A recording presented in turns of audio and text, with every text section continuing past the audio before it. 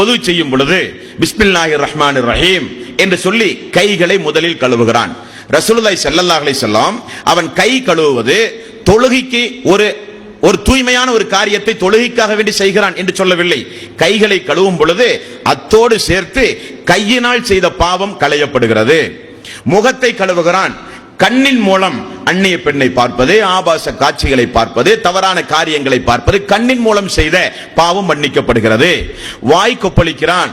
வாயின் மூலம் கெட்ட கெட்ட தீய பேச்சுக்கள், அல்லாஹ்வுடைய கோபத்தை தட்டி எழுப்பக்கூடிய பேச்சுக்களை பேசியிருந்தால் வாய் செய்த பாவங்கள், அந்த பாவங்கள் கழுவப்படுகிறது.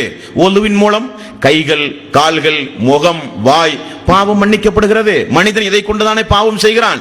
தொழுகைக்கு வருவதற்கு முன்னதாகவே எல்லா பாவங்களும் மன்னித்து தூய்மையாக தொழுகைக்கு வருகிறான், தூய்மையாக வருகிறான். ரசூலுல்லாஹி ஸல்லல்லாஹு அலைஹி வஸல்லம் இன்னும் ஒருபடி மேலாக சொன்னார்கள், வீட்டிலிருந்து ஒது செய்து வாருங்கள்.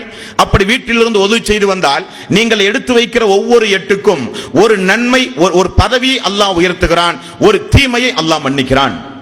அல்லாஹ்வுடைய ஒரு ஏற்பாட்டை பாருங்கள், சுப்ஹானல்லாஹ். வீட்டிலே இருந்து ஒது செய்து வரும் பொழுது, நடந்து வரும் பொழுது, பள்ளியை நோக்கி வரும் பொழுது ஒரு நன்மை, ஒரு தீமை, ஒரு நன்மை, ஒரு தீமை. எவ்வளவு எட்டு எடுத்து வைக்கிறோமோ நம்முடைய வாழ்வில் செய்த பாவங்கள் மன்னிக்கப்படுகிறது. விசாரணைக்கு கொண்டே வரப்படாது. இது தொழுதாச்சு.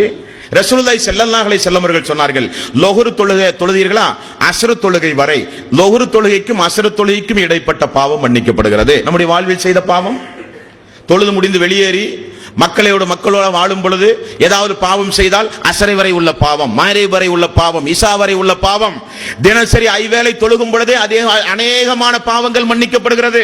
ரசூலுல்லாஹி ஸல்லல்லாஹு அலைஹி வஸல்லம் அவர்கள் கூறினார்கள், இது போக ஒரு ஜுமாவுக்கும் இன்னொரு ஜுமாவுக்கும் இடைப்பட்ட பாவம் மன்னிக்கப்படுகிறது.